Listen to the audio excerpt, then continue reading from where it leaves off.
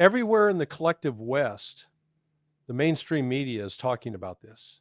Our friends at DD Geopolitics posted this about Zelensky's Wallace Tour Mindik, suspected of a huge corruption scheme in Ukraine's energy sector, who has quietly slipped out of the country via a VIP taxi.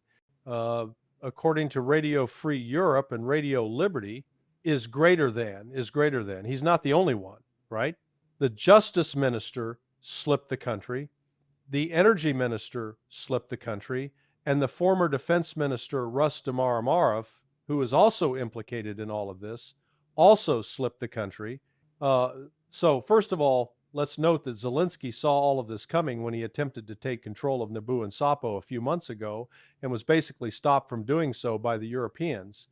That was his attempt to avert what he obviously saw coming with this. Now, the big question isn't right. We know everyone in Ukrainian politics is corrupt. So Nabu and Sapo are being wielded as a weapon to go after Zelensky and the people closest to him, like Timur, Mitch, his wallet, right? Mindik was with Zelensky. They were co-founders of Zelensky's comedy entertainment company, Clark 95, decades ago. So they've been very close, and reportedly, that's the real danger, is Mitch. Supposedly, if not Zelensky's closest confidant, then one of his closest confidants. And supposedly, he should know where all the bodies are buried, where all the secrets are. And he collected essentially no bid contracts. He had no experience, but, the war and Zelensky in control of the government. But suddenly he became a defense contractor, right? And started up drone companies and took control of the Ukrainian atomic company, which provides half of Ukraine's electricity right now, and probably more than that after the last week, actually. So huge kickbacks, right? Contractors would have to pay Mindik a percentage just to get in the door on government contracts, all of this sort of thing. And of course, I'm sure that plenty of other officials we know, because they fled within the Zelensky regime, were also taking big chunks of this. And no one should be surprised by this. Even before the conflict, the Western media admitted that Ukraine was the most corrupt country in Europe. And that's just, the Western governments know that that's just part of the price of doing business, of having a proxy like Ukraine, is that a certain amount of it is always going to be siphoned away by the elite, and pretty healthy. They're ticks, right? They're going to suck their share of blood out of all of this. But the big question is, who's behind all of this, right? And, the Americans and the Europeans obviously have a kind of overhead level of control of Nabu and Sapo both. But I have to say that that's not what I see happening here. I haven't seen yet any signs that convince me that this is the Trump administration or even the Europeans moving against Zelensky, which I have to say is not really in their interest right now. Who else would they go to? This is going to cause the Kiev regime a great deal of destabilization. And that's at a point when it's already suffered huge blows just in the past couple of weeks on the battlefield with long-range strikes and the blackouts and everything else. They just don't need this. It's almost too late to switch a horse this late in the game. What the Ukrainian media is telling us, what the Telegram channels and the like, and what seems to me to be the most credible story of what is happening here, who is behind these attacks, is that this is basically Zelensky's domestic political opponents from within the Maidan Malu, right? So we're looking at the former oligarch leader of the Kiev regime in Ukraine, Petro Poroshenko, the mayor of Kiev, Vitaly Klitschko, and some others. But also, crucially, who is also being implicated is the oligarch and former patron of Zelensky, Igor Kolomoisky, whom Zelensky basically separated himself from and actually allowed the wolves to be stuck to him a few times over the recent years. Kolomoisky has made comments about Nabu and Sapo over the last few weeks, and as a result of these investigations, Zelensky was over. He said that it was done. So a lot of people are seeing this as that he is, shall we say, the hidden hand, which means that this is just dirty Kiev regime, internal knives being drawn in politics. And I think from what I can see, the Europeans and the Americans are still trying to understand how to react to this, trying to understand what is going on. There hasn't been any real organized response to this, which, you know, again, either the Trump administration, if they are behind this, is being a lot quieter and subtler than they have ever been before, or that this is most likely domestic politics. On one hand, anyone else who would replace Zelensky is not likely to change. They're not suddenly going to come to the table and sign some peace terms on Russian terms or anything like that.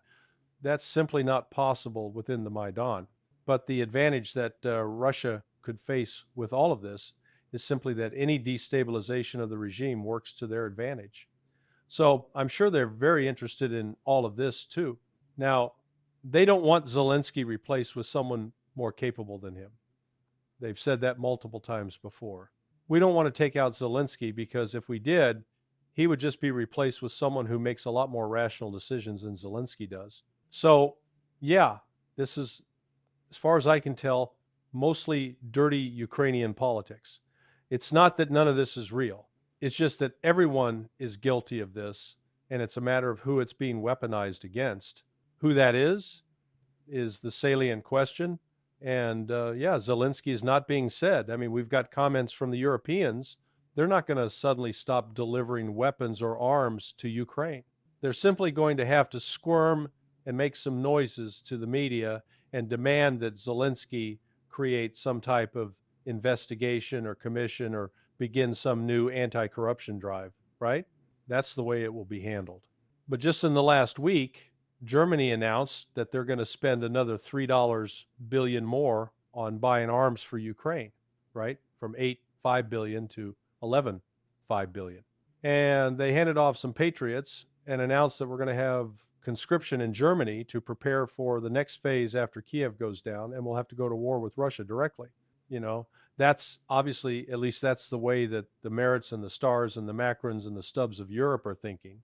But it's not going to stop the money supply, even if it makes the rhetorical gymnastics that the European leaders will have to make to continue justifying sending ever more European taxpayer money to this, corruption cesspit in Ukraine.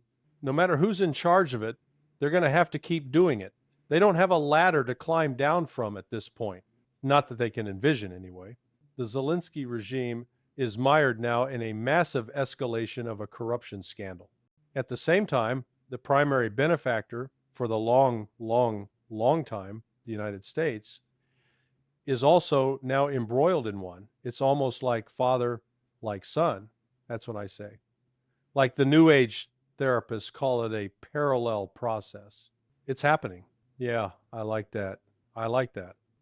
You're going to steal, but I mean, talk about how this could impact things then, Mark, because from what I see, we've been hearing about corruption in Ukraine for the longest time, since the beginning of the conflict, since the overthrow of Ukraine in 2014. Even Russia, you said Russia might be looking at this, or could be, to their advantage, as long as somebody more capable doesn't take the helm in Ukraine.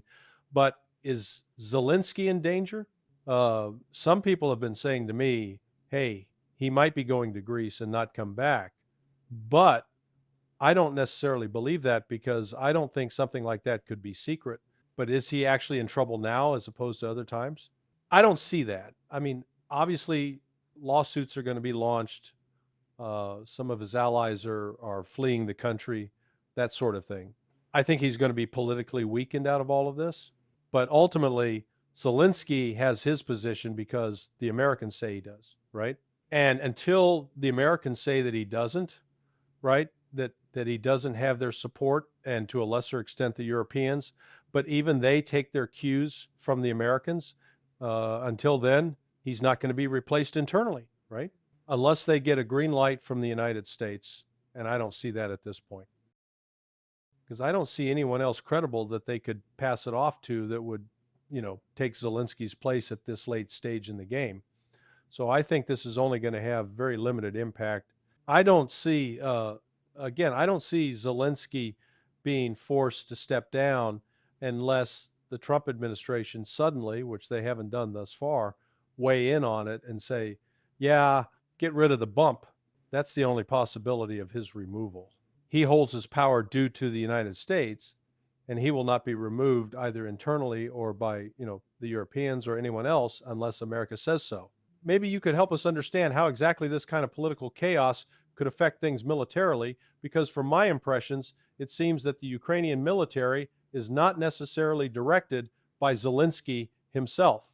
So how does this kind of situation affect things militarily in this context? Is there historical precedent? I would actually question that, because any military general who was actually in charge of the Ukrainian military before this would have had tactical withdrawals from multiple places that the Kiev regime couldn't defend anymore, like Pakhovsk, right? For like ADV, other even Bakhmut early on, and it was the political direction of Zelensky, the Kursk incursion. This was a political decision, and particularly to hang on to it, a political decision. So I'm pretty sure that Syrskyi takes most of his orders directly from Zelensky, whether they make military sense or not. So I think it does matter to a certain point who is sitting in the chair in Kiev, right, in the Kiev regime's leadership position, because I think he's directing at a political level what's happening militarily on the Ukrainian side to a much greater degree than, say, Putin is directing things on the Russian side, because he seems to have taken a very standoff, at least after the first few months of the conflict, and let the generals run their war, whereas the exact opposite is with the Kyiv regime. But I mean, other than, saying don't step back, no surrender, no retreat, other than like that, I don't know what else he needs to say. The Kyiv regime will keep fighting, and they'll keep losing and keep hemorrhaging men and equipment. And that's not going to change whether Zelensky is in domestic, political, and legal trouble or not.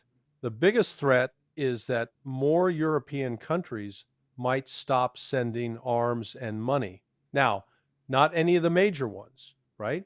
But we could see increasing political resistance in some of the second-tier Ukrainian countries. That's a possibility. And every couple 100 million matters when we're talking this war, and how much corruption has to be siphoned off by the elite in all of this, and how much actually gets to the troops. But ultimately, I see this shaking the pillars of the regime, but not bringing it down, and ultimately then it will have limited effect on the battlefield. You could make the argument that it will shake the morale of the troops, but to be perfectly honest, I don't think it matters really to the troops. I mean, they hate their political elite in Kyiv.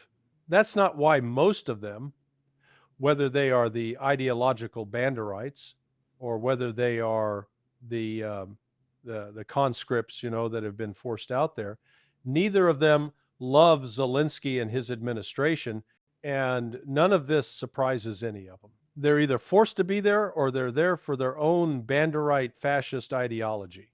It has nothing to do with, oh, my president is corrupt, how can I fight on?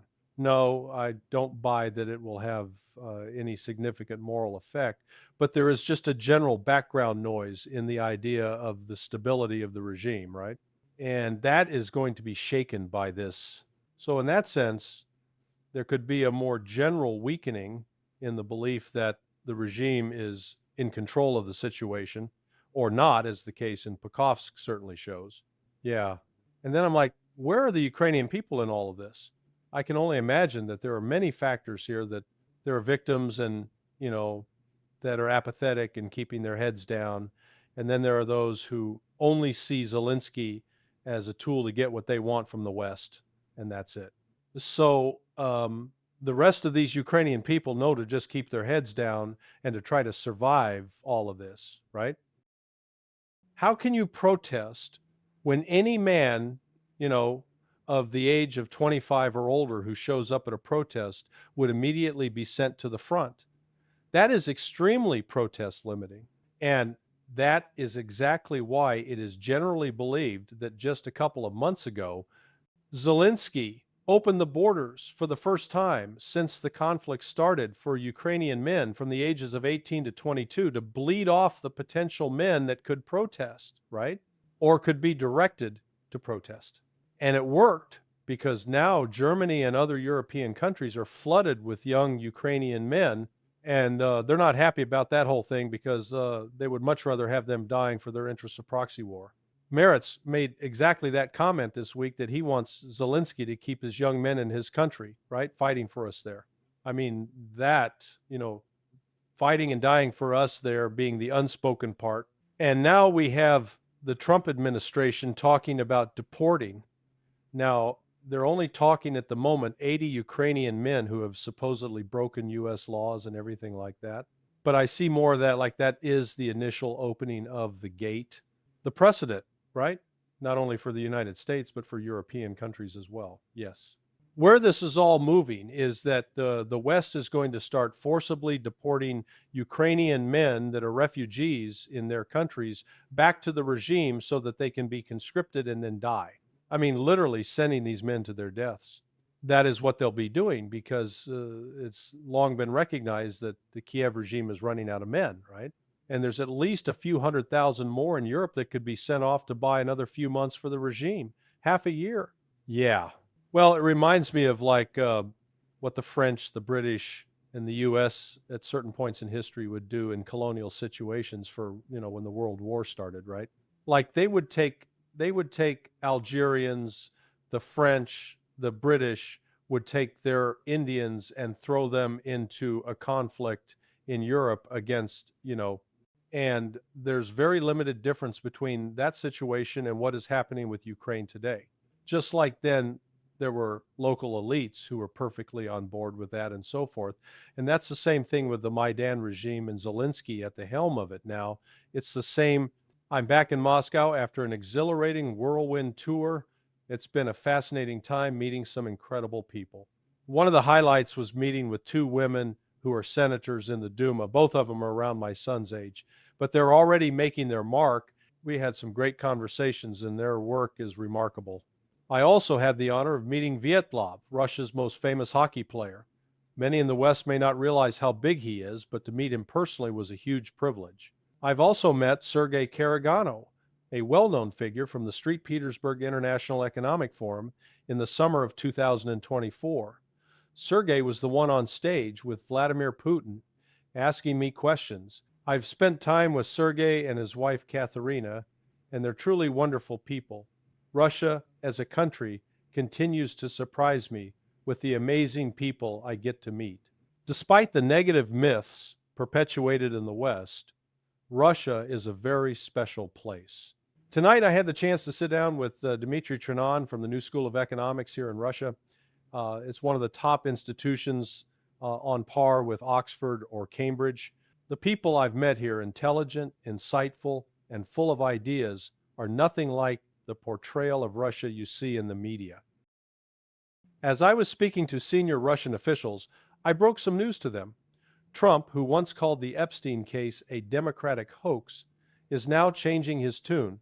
He's saying, let's release those files. A complete 180-degree turn from his earlier stance. It's interesting because this reflects the power of public opinion. Trump's own polls are showing his support slipping, and now he wants to backtrack and release those Epstein files. It's funny to watch how he's gone from denying the importance of the Epstein case to calling for the release of the files. He could have done this months ago, but the polls finally forced his hand. He's trying to fix the damage that's been done. Now let's talk about Marjorie Taylor Greene. Trump's recent attack on her was shocking. She's been an ardent supporter, yet he calls her a traitor to the Republican Party. It's baffling. I've seen footage of her offering to connect Republicans with Trump during a vote for the Speaker of the House, but she was yelled at for it. And then Trump dismisses her concerns about him in a way that shows just how disconnected he's become from the very base that once supported him. I can't help but think that Trump's childish behavior, this thin-skinned, narcissistic reaction, is only pushing away his loyalists. People like Marjorie, Thomas Massie, and even Rand Paul. His base is starting to turn on him. His treatment of these people who were supporting him, is disgraceful. Looking at the big picture, I think Trump is losing his grip. He's supposed to be protecting America, but instead he's been protecting the deep state. He's not calling for investigations into things that really matter, like the murder of Charlie Kirk, which is linked to possible Israeli involvement. Why isn't Trump demanding answers about the Charlie Kirk case? Why is he brushing it under the rug? This kind of behavior is why so many people, especially the younger generation, are saying, this smells like something's wrong. Trump promised to clear the swamp, but instead, he's deepening it. Here in Russia, the sentiment is clear. They're not worried about sanctions. They're not relying on the West. They don't need anything from the United States or Europe. They've made it clear they'll continue their alliances with China, Iran, and the global South, regardless of the West's actions. And as for Europe, they better wake up. Russia is leaps and bounds ahead of the West in terms of military capabilities. Hypersonic missiles, intermediate range ballistic missiles, and artillery. Russia leads in every area. NATO and the United States have nothing comparable. Now, let's talk about NATO. It seems like Europe is gearing up for a potential conflict with Russia, but the reality is Europe is outclassed. They're like a chihuahua barking at a Great Dane. NATO is woefully unprepared to take on Russia, and Russia knows it. They've got the upper hand militarily. All the talk about sanctions and weaponry from NATO countries, it doesn't matter. Russia will keep moving forward unaffected by Western pressure. It's time for the West to face reality. They've lost their leverage over Russia. To wrap up, the current political and military dynamics are fascinating. Trump's inability to act decisively is leading to a decline in his support, while Russia remains a powerful player on the world stage, unaffected by Western sanctions. The situation in Europe is precarious, and NATO is ill-prepared for what lies ahead. Thanks for joining me today. Stay tuned for more updates as this situation unfolds.